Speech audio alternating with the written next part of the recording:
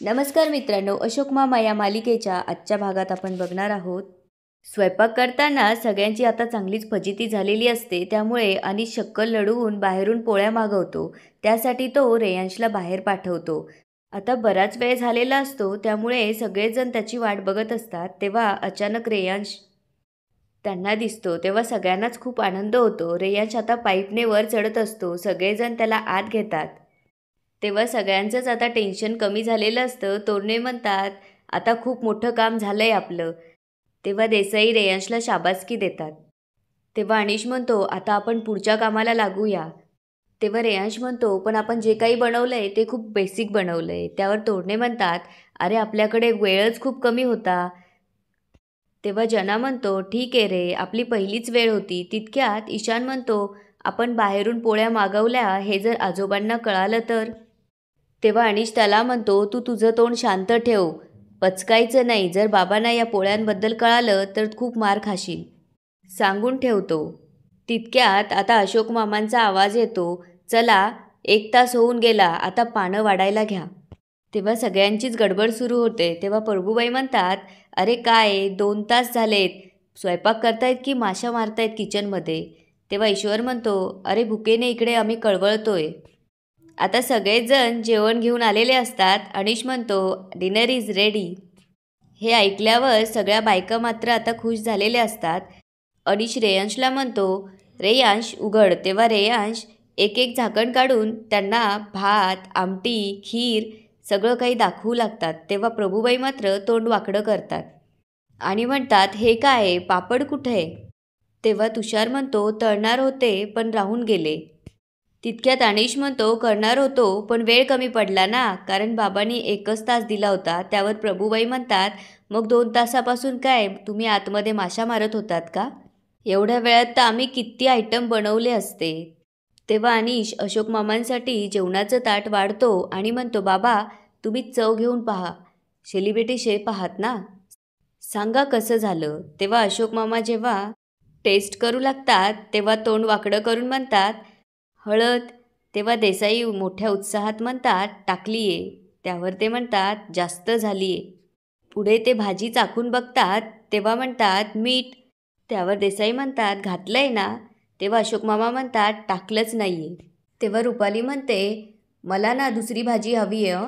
तेव्हा बाकीचे म्हणू लागतात, आम्हाला पापड हवेत, ते पण भाजलेले नाही, तळलेले. त्यावर तोरणे म्हणतात, अगं ए बायांनो, आम्ही इतक्या मेहनतीने बनवलंय, आजच्या दिवस ॲडजस्ट करा. तेव्हा अशोक मामा म्हणतात, काय असेच नावं ठेवत असतात ना तुम्ही बायकांना, आणि म्हणतात त्या रोज जेवण बनवतात आणि आपण काय करतो, पानावर बसून नुसत्या त्यांच्या चुका काढत असतो. आणि ते म्हणतात, नुसत्या पैशाने पोट भरत नसतं, त्यासाठी अजून तरी जेवावंच लागतं आणि त्यासाठी चटके खावेच लागतात. तेव्हा ईश्वर म्हणतो, कळलं का आता, कळलं तुम्हाला, आपण जे काही वागतो त्यामुळे त्यांना किती भोगावं लागतं ते. जेव्हा याची सगळ्या पुरुष मंडळांना जाणीव होते तेव्हा देसाई रुपालीची माफी मागू लागतात आणि म्हणतात, सॉरी रुपाली, खरं तर सगळ्याच महिला मंडळांना सॉरी, आम्ही हे सगळं खूपच कॅज्युअली घेत होतो. तेव्हा अनिश म्हणतो, हो खरंच, आम्ही उगाचच वेड्यासारखं चॅलेंज घेत होतो आणि फायनली आम्हाला काहीच जमलं नाही. तेव्हा अशोक मामा त्याला म्हणतात, जमल्या ना, पोळ्या काय जमल्या आहेत. आणि ते पुढे विचारतात, पण तुम्हीच केलाय ना. त्यावर सगळेजण म्हणतात, हो. तितक्यात अनिशचा मोबाईल वाजू लागतो. त्याच्यावर भैरवीच्या आईचा फोन आलेला असतो. तेव्हा अशोक मामा फोन स्पीकरवर टाकतात. तिकडून भैरवीची आई म्हणत असते, हॅलो अनिश, पोळ्या बऱ्या झाल्या होत्या ना रे. हे ऐकल्यावर सगळ्यांनीच आता डोक्याला हात लावलेला असतो. पुढे ती म्हणते, नाही खूप घाईघाईत केल्या ना, म्हणून फोन करून विचारलं. तेव्हा अनिश अडखळत हो असं म्हणतो. त्यावर ती विचारते, पण अनिश, भाऊजींना कळलं नाही ना की पोळ्या मी बनवून पाठवल्या ते. तेव्हा अशोक मामा म्हणतात, नाही आधी नव्हतं कळलं मीनाताई, पण आता कळलंय. तेव्हा भैरवीची आई, अरे देवा, असं म्हणून फोन कट करते.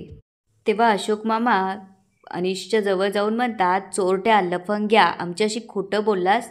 तेव्हा भैरवी म्हणते, व्हॉट रबिश, आईने केलेल्या पोळ्या आपल्या किचनपर्यंत पोहोचल्याच कशा. तेव्हा ईशान म्हणतो, पायपावरून आल्या. हे ऐकून सगळ्यांनाच आश्चर्य वाटतं. तेव्हा तुषार सांगू लागतो की रेयांश किचनच्या पायपावरनं खाली उतरला आणि तसाच वरती आला, अगदी सराईतपणे. त्यावर अशोक मामा म्हणतात, तुम्ही कुठल्या थराला जाल हे काही सांगता येत नाही, इथं पण तुम्ही खोटं वागलात. तेव्हा अनिश त्यांची माफी मागू लागतो आणि म्हणतो, बाबा तुम्ही जी शिक्षा द्याल ती आम्हाला मान्य आहे. त्यावर अशोक मामा म्हणतात, शिक्षा तर तुम्हाला मिळणारच, आता हे अळणी अळणं हे सगळं तुम्हालाच संपवायचं आहे, हीच शिक्षा आहे तुम्हाला. आता इकडे सगळे गेल्यावरती भैरवी अनिशवर हसत असते आणि म्हणते, स्वयंपाक तर करताच येत नाही आणि चिटिंगही करता येत नाही. तेव्हा अनिश जरा नाराज होतो आणि म्हणतो, म्हणजे आम्ही एवढं सगळं मेहनतीने केलं त्याचं काहीच कौतुक नाही आहे. त्यावर ती म्हणते, आहे रे कौतुक, आणि ती त्याचा हात पकडते. तेव्हा तिच्या लक्षात येतं की अनिशच्या बोटाला भाजलेलं असतं. तेव्हा ती विचारते, अनिश अरे हे कसं? तेव्हा तो म्हणतो की गरम भांड्याचा चटका बसला. तेव्हा ती म्हणते, थांब मी तुला क्रीम लावते. तेव्हा तो म्हणतो, इट्स ओके. तेव्हा ती विचारू लागते, पण काय गरज होती हे सगळं करायची? त्यावर तो म्हणतो की मी चॅलेंज घेतलं होतं. तेव्हा ती म्हणते, अरे स्वयंपाक करणं हे सुद्धा एक स्किल आहे आणि मला तुझ्या कुठल्या स्किलवर नाही तर मला तुझ्यावर प्रेम आहे. तुझ्या मॅडनेसवर, तुझ्या इनोसन्सवर, तुझ्या शांतपणावर प्रेम आहे आणि हे असंच आयुष्यभर राहणार आहे.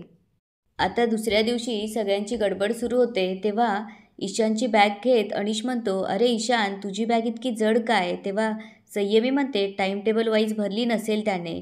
ईशान मात्र शांत असतो. अनिश आणि इरा त्याची बॅग टाईम टेबल वाईज भरू लागतात. तेव्हा भैरवी अशोक मामांसाठी चहा घेऊन येते. अशोक मामा म्हणतात, आज मी पण येणार आहे ऑफिसला. त्यावर ती म्हणते, काल रात्री उशिरा झोपलात त्यामुळे थकला असाल, तुम्ही आराम करा. तेव्हा अशोक मामा म्हणतात, म्हणून काय झालं? आता मला अजिबात फेवर्स घ्यायचे नाही आहेत. तेव्हा भैरवी विचारते, पण असं का म्हणताय? त्यावर ते म्हणतात, नातेवाईक एकत्र काम करू शकत नाही असा नियम असतो का? कारण त्यांनी अशी सोय एकमेकांना करू नये म्हणून. आता जर एकमेकांना सूट देऊ लागला तर हा नियम बरोबर आहे असं नाही का होणार? तर भैरवी म्हणते, बरं चला आता सगळ्यांनी. तेव्हा ईशान मात्र त्याच्या जागेवरच बसलेला असतो. तेव्हा भैरवी परत त्याच्याजवळ येऊन म्हणते, ईशान बाळा काय झालंय, सकाळपासून असं गप्प गप्प बसलाय, बरं वाटत नाहीये का? तेव्हा तो म्हणतो, असं काही नाहीये. तेव्हा अनिश येऊन म्हणतो, ईशान चल लवकर, मला पण ऑफिसला जायला उशीर होतोय. तेव्हा इरा त्याला म्हणते, ईशान आज तुझा फेवरेट डे आहे, तुला माहिती आहे आज ड्रॉइंगचा पिरियड आहे. तेव्हा संयमी म्हणते, आणि हो आज पीटीचा पण पिरियड असतो ना. त्यावर ईशान म्हणतो, ठीक आहे, पण तरीही मला नाही जायचंय शाळेत. तेव्हा अशोक मामा सगळ्यांना जायला सांगतात आणि ईशानजवळ जाऊन म्हणतात, काही प्रॉब्लेम आहे म्हणून शाळेत नाही जायचंय? सेम पिंच, मलाही ऑफिसमध्ये नाही जायचं. त्यावर ईशान विचारतो, का? तेव्हा अशोक मामा म्हणतात, मला जायचं नसलं तरी मी आणि तुझी माऊ घरी बसलो का?